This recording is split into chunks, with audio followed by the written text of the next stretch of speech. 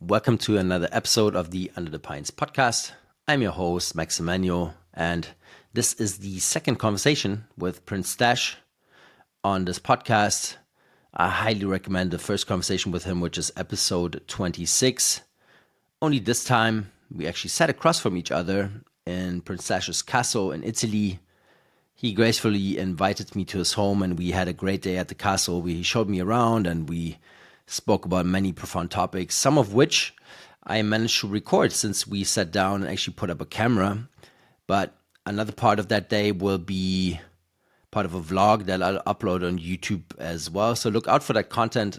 And specifically in this conversation, we spoke about the profound impact of modern technology on nature, particularly the effects of electromagnetic radiation on the environment and the practice of celestial gardening. Stash shares more of his transformative journeys to India, where he studied under Lama Govinda, and reflects on the importance of spiritual awakening and inner alchemy. Prince Stash also recounts his experiences accessing ancient wisdom in the Vatican's libraries, and we also spoke about the role of psychedelics, of course, in expanding consciousness and understanding the self. He shares some of his journeys with Richard Alpert, Ralph Metzler, Timothy Leary, and the likes, which I personally found super interesting. Leary indirectly writing about him in his book, The Intelligence Agents, is also a nugget I did not know yet. So, a very well-rounded conversation. Even though it's a bit shorter than the usual episodes, I sincerely hope you get value from this, and so let's jump right in. Because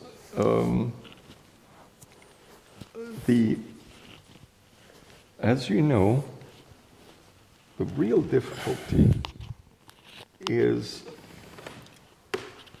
like the bees today have, we've lost a great many of the species of insects and of birds and so on. And ever since the invention of radars, in the old days, what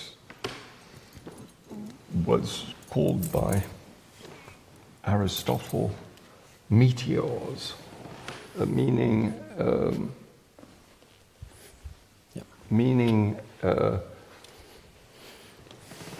atmospheric unfavorable conditions, such as hail, storm clouds, and anything like that, fog, which would impede the celestial influx that was needed at a given season. Because, as you know, there's a big difference between the spring, which is when the spirit of life manifests, and the alchemists considered that it was essential to, follow the moons and follow all the right astrological moments, and to gather, like you would gather precious substances, the dew and all these different medium of energy. It started to become problematic with the invention of radars. Now, the electromagnetic smog that we are invaded with, especially with modern days, there's cell phone coverage everywhere. 5G especially. And every kind of radiation, every kind of thing that is adversely affecting nature renders a practical alchemy, which is known as celestial gardening, because of that aspect that you're dealing. It's not chemistry, it's not repeatable, it's an art form, and an art form that depends on the right conditions. If you're a gardener and you want to, you want to grow the perfect rose, well, you can try and do it in a greenhouse and everything, but if you're doing it in nature, it will depend on natural conditions. Alchemy completely depends on these external circumstances as well as any kind of purity of the heart and all the moralistic things that were added by people. Yes, your own innate attitude towards these things was absolutely clear that it had an effect on the outside circumstances, but even more so, the conditions had to respond to a given thing. The seasons had to be very clear, and you had to have, even in the old days, a cloudless sky on a certain night, because then things would coincide, and they called it the gift of God, not for the Domun Dei, not out of just sheer nothingness. It was because it was an art form, and it was a gift that you received. And they always say accipe in Latin, which means receive. Receive this because you fulfilled those conditions. So they attributed it quite rightly to the divine, but, again, it's not some bearded great father in the sky that it depends on.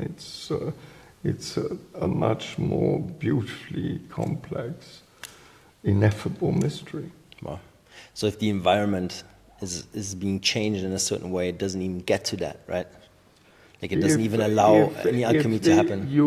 Let's put it this way.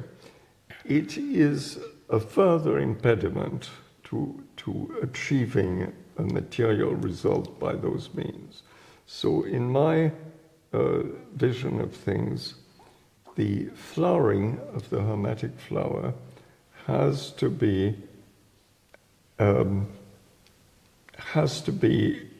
coaxed in another fashion within. And that's where we now come into the cultivation in some magical dispositions that do exist and pre-exist within the human breast. There are potentialities that must be activated. People talk of chakras and all these things, but all these things are completely potential. They're not necessarily there.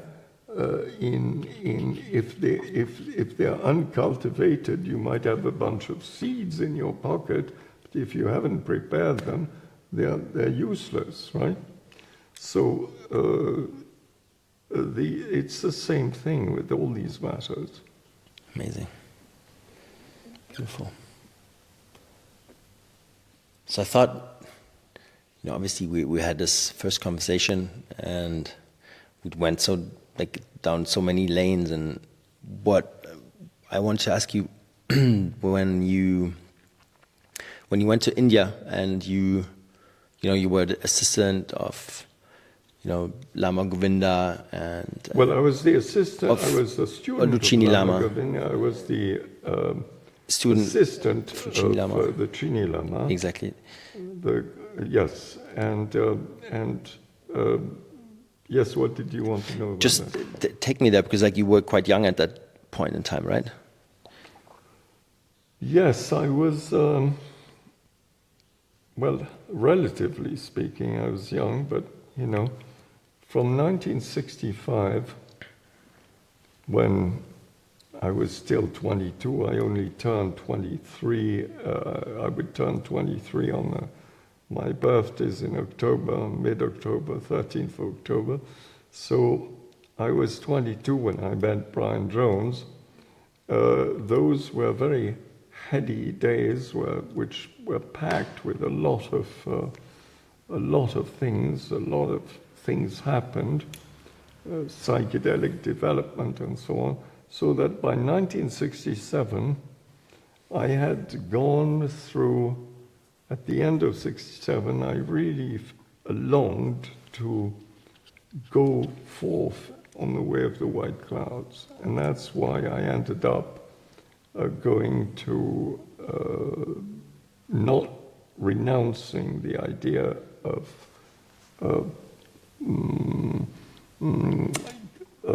doing another rock and roll tour, as signing a contract and all that. No, I wanted to go on this, what I felt was the pull I was getting, this really important thing, even at the cost of one's temporal existence, if need be. And it was a hinge point to my later life, because I spent those months which turned into almost inner years of training, because there's a time when time is completely abolished. It's no longer, it goes into a completely different perception of time, and you're living into a form of eternity which isn't ruled by periodicity, especially not by the cyclic recurrence of day and night, since you are in an incubation chamber. And a certain part of a new circuit was activated then, which then eventually allowed me to return, and I was impelled to do something about those interests that I had since, the early 60s, I would say. When I started to read Gustav Meyrink. Have you read Gustav Meyrink? No. Very important German language author. The Golem, the angel at the western window. You have the chance of knowing that language. I would love to. What was the first one? Golem? The Golem, The yeah. Golem, okay. And the angel at the western window, which is has a German. There's a series of novels that fascinated everybody of those years. And they are novels, but they are novels imbued with a very deep, very deep wisdom of these things, that is brought about by the author's ability to psychically penetrate those subjects. Almost telepathic manner. Beautiful. Because he found out the most extraordinary things about Taoism, and which there was nothing published in those days about that. Mm-hmm. Okay. There's a book called The White Dominican, and the White Dominican really has these very, very important Taoist notions. Definitely needed to be checked out. Yeah, it's so entertaining on top of it. And apparently, my German friends say that the language is very well written and very amusing, because there's use of idioms and... Sure. Cannot be translated. Not in the same way. It can be translated, but it loses in translation that particular nuance, of quoting Sure. different local... So that's why when you basically translated your work, then you rewrote it, right? Because you knew already, okay, just translating I rewrote everything because it was a different way of thinking. When I wrote a different text for The Secret Art, I was already on a more evolved track, having met by then Eugène Cancelier, who was Fulcanelli's disciple, and I benefited so much that I thought, well, I can't translate this thing. And I went to the publisher and I said, listen, please, I want to rewrite the whole thing. And they said, well, we don't have that kind of contract with Thames and Hudson, who own the copyright, for God's sake, because it was, remember, initially, they asked me to do a book on alchemy for their series Art and Imagination. When I came to them with the Splendor Solis facsimile project, with Albert Skira, who was involved and famous publisher. And they were fascinated by this idea, but they said, oh, but we're doing a new series, Art and Imagination. Could you do for us the one on alchemy? I jumped at it because it gave me I don't know if we talked about this in our previous conversation, but it gave me the bona fides to go into all the great research library. And, even the Vatican granted me full access. Yeah, we didn't talk about this. Yes, so go into this. So how come? So were you were in that big library that's below the Vatican and the catacombs, or which library? No, is that? there's the Biblioteca Apostolica Vaticana is. It was in those days very difficult to find what you wanted because the cataloging was not very good. And they made it so complicated to move any kind of documents. Fortunately, there was a very lovely man who happened to be homosexual, and he, a Belgian Monseigneur Ruiscard, who had this marvelously, it was the advantage of being a good-looking young man. He succumbed to my charm, as it were, and when I complained to him, he said, oh, fix that immediately for you, t'arrange ça tout de suite, And so these very surly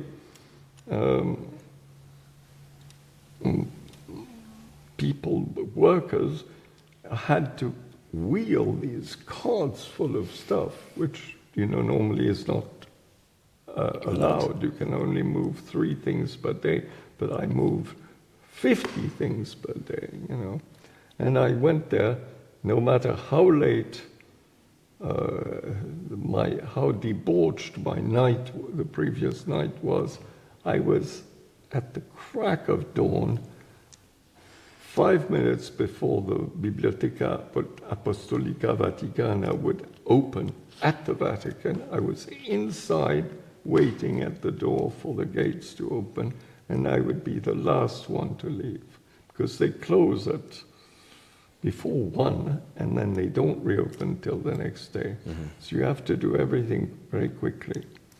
And it helped greatly having the prefect of the library on my side. Sure.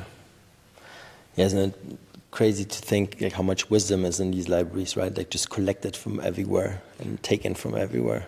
Stolen from a lot of places. Yeah. They stole from the Palatinate. They stole all of the Spinola stole the Palatinate library from Heidelberg in its entirety, and the father of the Winter King, known as Frederick V of the Rhine, who foolishly accepted the crown of Bohemia, against the Habsburg, he was crushed. He was known as the Winter King because he only reigned one winter. And was defeated at the Battle of the White Mountain and had to flee and leaving everything behind, and lived in virtual poverty for the rest of his life in exile, and lost everything. And his father and grandfather had accumulated a very fine library. Also at the Vatican, Queen Christina of Sweden had obtained a great number of books throughout her career, and from Sweden, she abdicated and lived in Rome, and had this died in Rome, in fact, and had left to Cardinal Azzolino her vast holdings. He was her heir of her personal stuff. since Azzolino died a few months of the same year that Queen Christina died, the stuff went directly, for virtually nothing to the Pope and to the Vatican Library. Mm. As per usual, it went there. Yeah. So we also talked about, that time when you basically, pretended to be deaf and, deaf mute. Yeah, deaf mute, exactly. That's right. Why do you think it was so difficult back then to get in there as a Westerner? Were they, was that already a time when like the Chinese side was coming in, or no? The Chinese came had later, right? taken Tibet, and the trouble was that the Cultural Revolution was ravaging Tibet. So they were destroying everything, and obviously they were not sympathetic to anybody coming in at all. They didn't want, it was,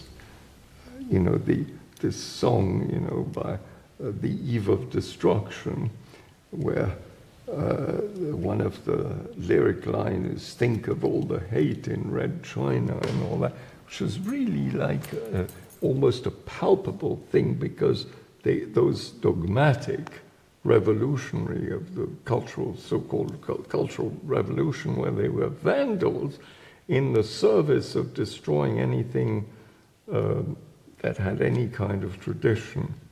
So the Indians, very wisely, the sadhus didn't care about anything, and they just followed on foot through passages where you would lose your life on the way, without any precautions.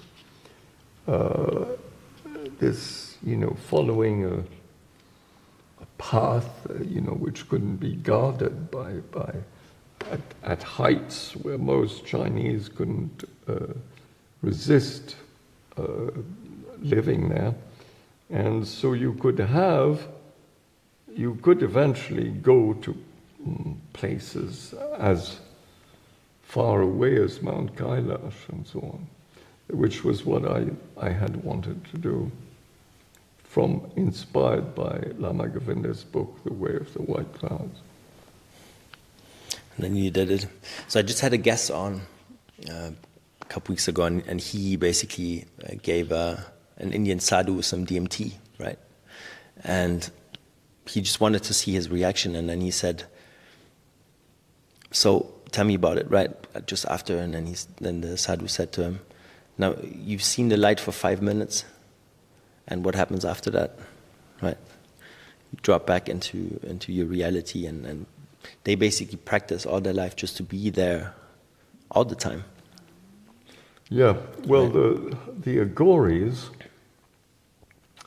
a great influence on my own way of thinking is this Agora, the tradition of Agora, which is basically a rejection of vilification of anything. So not only the most disgusting things can and will be absorbed, not for the taste of it, but for the refusal to reject anything that possibly exists, from the most revolting things that the human organism naturally retches and refuses to take. They train to overcome any objection. Mm-hmm. And that's a remarkable way of inner alchemy, because the one I think we spoke on the first one of this guy who peed in the gas tank, and when we ran out of gas, and his pee was so powerful that we were able to go on to our destination. That's.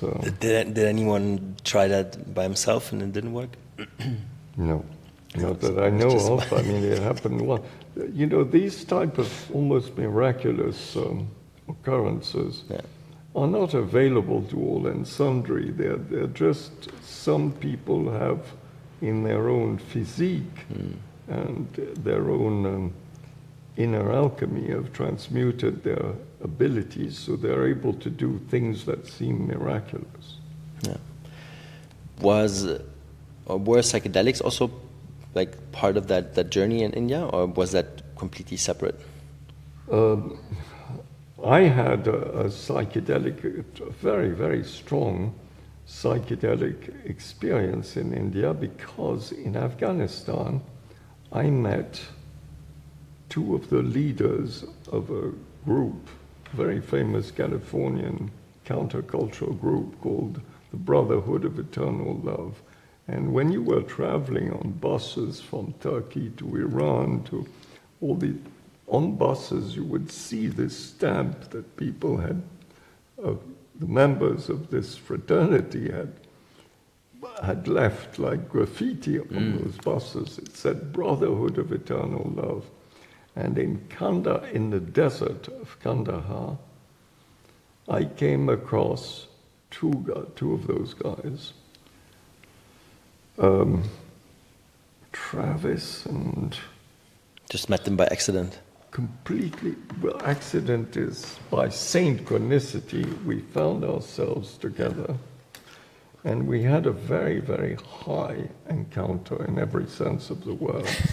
And those guys were dressed in Afghani clothes with turbans and all that. And they were going west, I was going east. And they laid all these drugs on me, including Owsley acid and some STP. STP was supposed to be an experimental psychedelic which gave you a 3-day trip. Indeed, I distributed these, according to various, I didn't particularly use them myself until I was with Bruce Ginsburg, who is big in British Buddhist society now. He at the time was a traveler, and he and I, in this Himalayan house that was lent to me by Shunyabai, the silent sage, we decided that I had this STP and we were curious. We said, oh, let's drop it and see what happens. And that's when it was very interesting. Oh my God, that was so bizarre. And that's where all this really extraordinary stuff happened with Lama Govinda telling me about the, taking me, using the fact that I was on,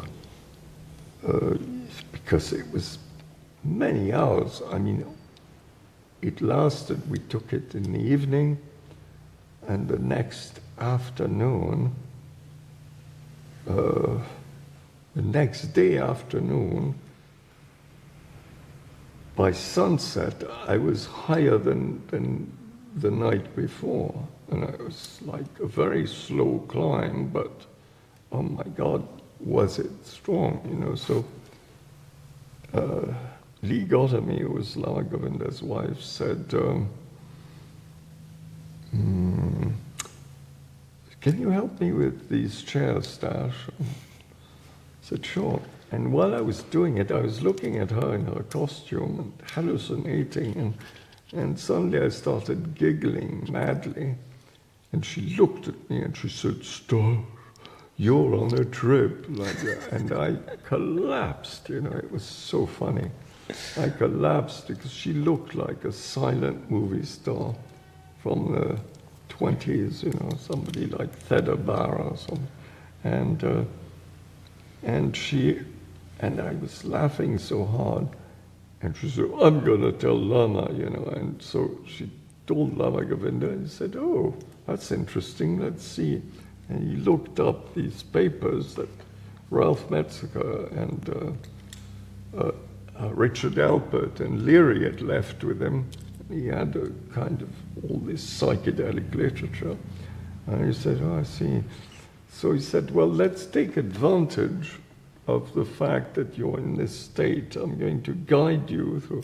And he used this for this very interesting journey into very large photographic prints of his journey to Tsaparang, which is the capital of this Guje kingdom in Tibet, which is full, and still to this day, there are these magnificent early Buddhist paintings.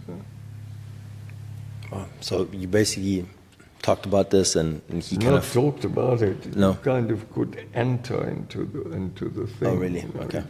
You could. It was like opening rooms. Or yeah, because it was probably difficult to talk for you. it was, yeah. So it was, it was a very, this psychedelic experience, which lasted forever. It went on for another day and night, Wow. at least, and it was quite tiring in the end because for sure. you could not close your eyes at all. But so you felt eventually your body started to feel weary, despite the fact that one was very young and stuff. You know, it's what I was 68. I was, I was 20 something. 25, yeah, 25 still. So was that STP, would you say, was that one of the strongest experiences? Or? No, not the strongest, but hardest? it was an important one because on several points of view, because it took one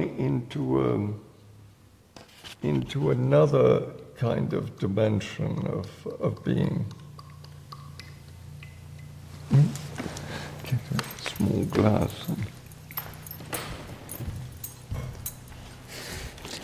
Yeah, sure, if you want to try it.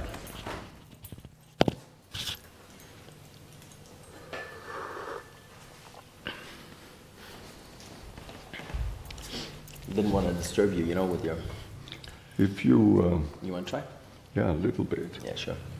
Just for a taste. This is my substitute for coffee. Mm. It is a little bit strong because it was pulling, inside, because it's still inside the tea. So, yeah, so in terms of psychedelics, I did once have Timothy Leary in a book called The Intelligence Agents makes me a character, one of the principal characters in this book. And he calls me Prince Alexis. Mm-hmm. And the character of Prince Alexis is thinly fictionalized version of myself at the time. And the true adventures hardly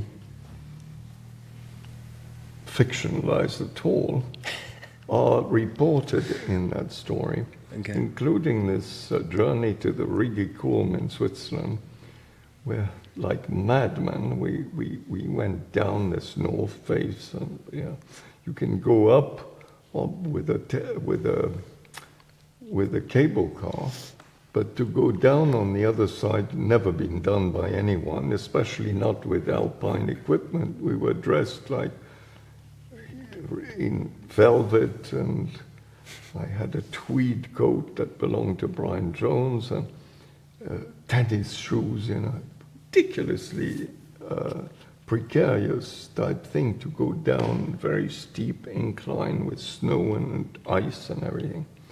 So those guys wanted to do it. Oh, if you don't want to do it, Brian Barrett and Timothy Leary, oh yeah, you go back down with the girls. So I didn't want to, that kind of challenge. I said, no, I'm coming. And we ended up really. It was an incredible adventure, but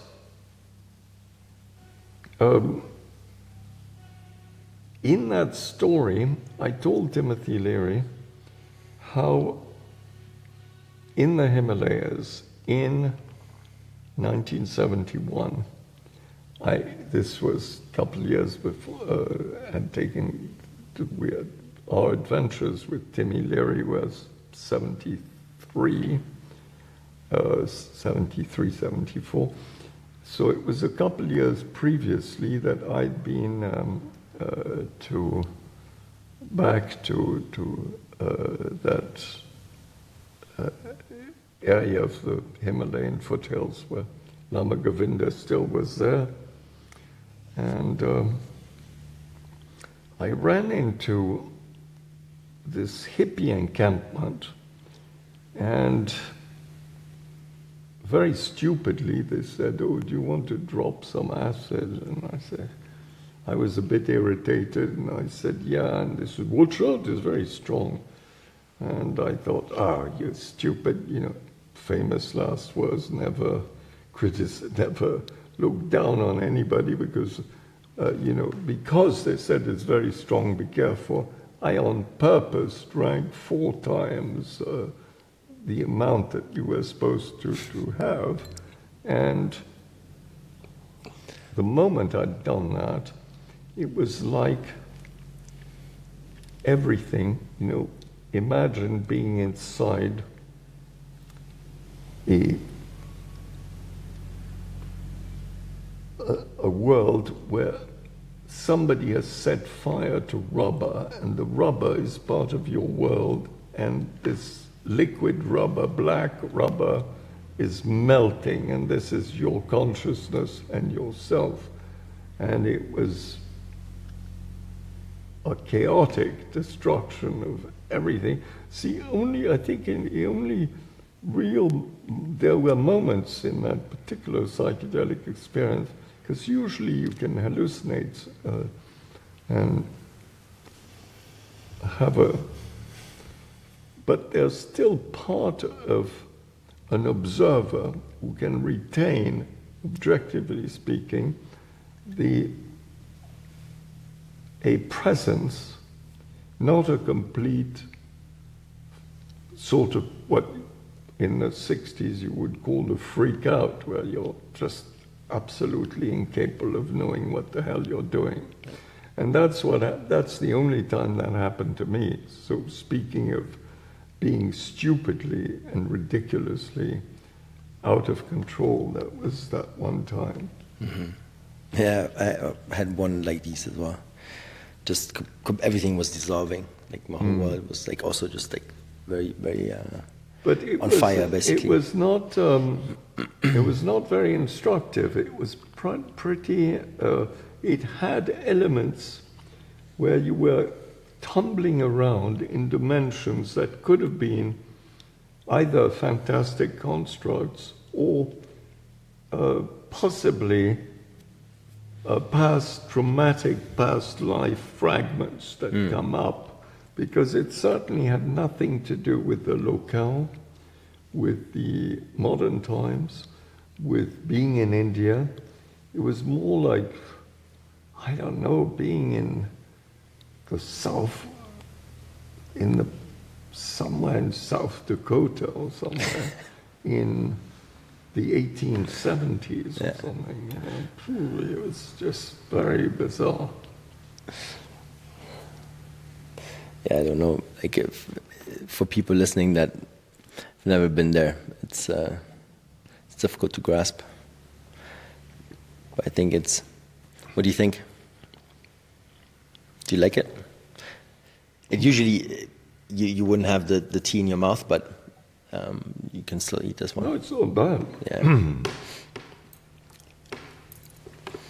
Yeah, it's a shock frosted one, actually, the one I get, and so it has this very like fresh, kind of foresty taste to it.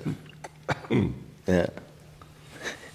At any rate, yeah. So that's pretty much. Did you get any follow-up from any of your people? Yeah, for sure. You did? Yeah, definitely. Did they want to know specific things? Well, they said it was very interesting that I put you on their radar, because I think for a lot of people you weren't on the radar. Right. I think probably in terms of the little bit older generation could have been. And so, yeah, I mean, we literally decided this last minute, so wasn't even, could have asked like if there were any questions from the community, but we might do this on a different occasion if you're up for it. Yeah. Yeah? All right. Perfect. Let's wrap up. Perfect. Thanks a lot. No, very welcome, Max. Nice talking to you. Thank you for watching until the end. I assume since you made it this far that this episode was enjoyable, and I'd love for you to let me know if you'd like to see more of this type of content, because these face-to-face conversations are very fun for me. They're surely logistically, a bit harder to realize, but it's doable, right? And I will try to do more of these if you like them. So just let me know, drop a comment, like and subscribe, share it with a friend, and I'll see you on the next one.